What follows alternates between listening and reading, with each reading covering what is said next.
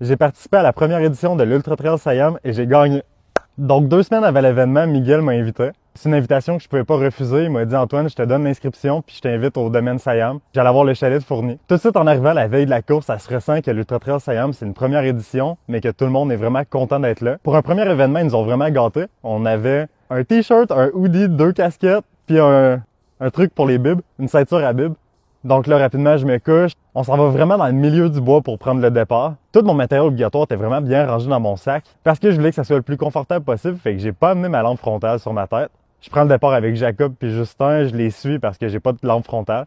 Puis moi, j'avais un plan pour gagner cette course-là. Je m'étais dit, faut que je mette 30 minutes au deuxième, au premier ravitaillement. Puis c'est ça que j'ai fait. Dans le fond, autour de 5 km, j'ai droppé Jacob puis Justin. C'est pas mal à cet endroit-là que c'est le plus beau sur le parcours. Il y a des éoliennes, les photos sont malades. Fait que là, il y a Lucas, le photographe, qui me suit pas mal tout le long de la montée des éoliennes.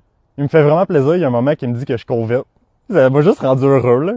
Fait que merci, Ben! Parce que je courais vraiment vite à cette place-là. Rendu au ravito, le gars était prêt, il m'attendait.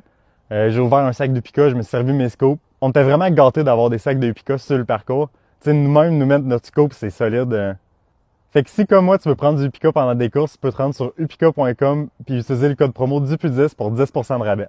Je gagne les descentes puis c'est parfait parce que j'ai mis ma montre en miles pour pas savoir à quelle pace que je cours.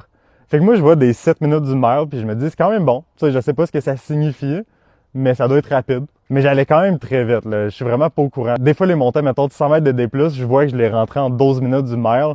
Je me dis que c'est rapide parce que 12 minutes du kilo, je serais satisfait. Fait que là, le deuxième ravito, c'est un aller-retour. Je suis content parce qu'ensuite, au retour, je vais pouvoir voir si je croise le deuxième. Puis je le croise pas. Fait que je me dis que j'ai au moins 35-45 minutes d'avance sur lui. On s'en va dans un parcours qui est vraiment idéal pour moi. On est dans des trails de 4 roues. On est dans du rang. Tu sais, je suis vraiment chez nous. Toute ma vie, je me suis entraîné dans des trails de 4 roues. Fait que je me pose vraiment aucune question durant la course. Je cours tout le temps. Puis je me dis que les jambes vont toffer. C'est ça qui est arrivé. Tu sais, à 50 km, je suis en train de courir. À 60 km, je suis en train de courir. Des fois, les montées sont quand même dures, mais je me dis, cours pareil, t'es en train de mettre des minutes sur le gars en arrière de toi.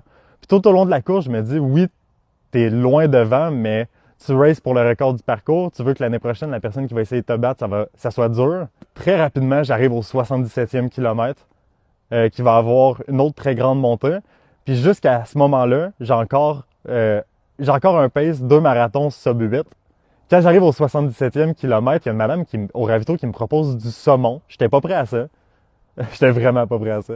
C'est pas mal à ce moment-là que mon pace ralentit, vu que je suis obligé, c'est vraiment une grosse montée. Ça doit être dans ce coin-là que je tombais à 6,05 du kilomètre. Jusqu'à ce moment-là, même encore après, la nutrition rentre vraiment bien, là. Je prends 2 gels à l'heure. J'ai toujours des scoops de Upica. À chaque ravitaillement, je me mets des scoops de Upica. Dans chacune de mes bouteilles, je choque du Coke.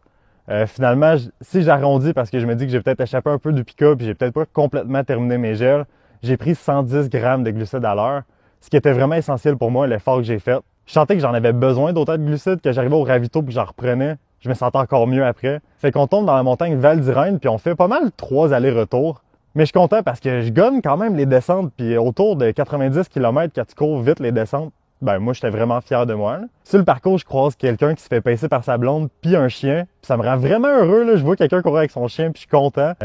Il m'encourage, c'est cool. Puis eux se sont trompés de chemin, fait qu'après ça, ils retombent devant moi puis je suis convaincu que tout le monde à Val d'Irène court avec leur chien, là.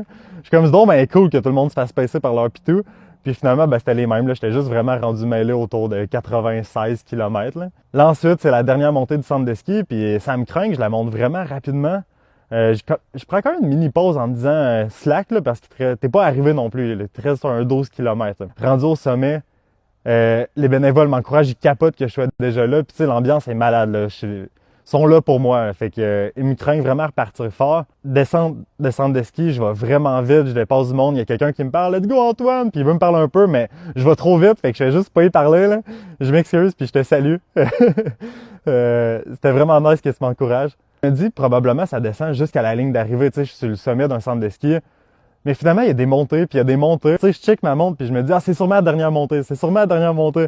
Fait que je les cours, puis je suis tanné de courir les fucking montées. Là. Je suis sûrement à comme 6 minutes du kilo dans des montées après 100 km. On termine dans un champ, après ça, c'est sur une route. Puis le dernier 6 km, je l'ai gonné à peu près à 4,30. Je l'ai fait vite, le 4,30 après 100 km, là, let's go! Pour le finish line, c'est juste au bord de la 132e, fait que c'est une route qui est pas mal l'équivalent d'une autoroute. Puis moi, complètement inattentif, j'ai pas pris le temps de faire un gauche-droite. Tu sais, j'étais pas très concentré. Puis il y a une BM qui a quand même breaké sec, là. J'étais tellement inattentif, moi j'étais all out jusqu'au finish line. Finish line malade, c'est la première fois que je tiens une banderole dans mes mains. J'ai ma copine qui est là pour me féliciter. Je trouve ça tellement le fun. Il y a Miguel, l'organisateur de course, qui me félicite. La première chose qu'il me dit, c'est « Pis, comment t'as trouvé ça? » Puis je dis que c'était facile. Puis c'est vrai, j'ai quand même trouvé ça simple. C'était vraiment un parcours fait pour moi.